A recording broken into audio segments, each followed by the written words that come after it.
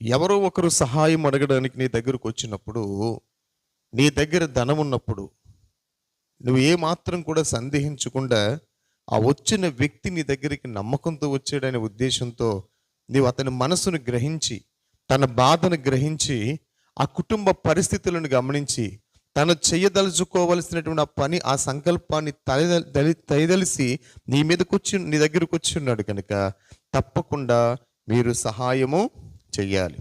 లేఖనములు ఏమంటాడంటే, మీ దగ్గర ధనము ఉండగా రేపిచ్చేదను ఎల్లుండిచ్చేదను అని ఏమాత్రం కూడా మనం చెప్పకూడదట. ఎందుకనంటే మనము చేసిన ప్రతి సహాయంలో తప్పకుండా ప్రతిఫలము దక్కుతుంది.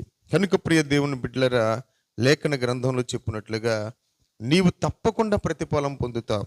అందుకనే కొర్నేలి, నువ్వు చేసిన ధర్మకార్యాలు, నీ ప్రార్థనలు ఇవన్నీ కూడా దేవునికి జ్ఞాపకార్థముగా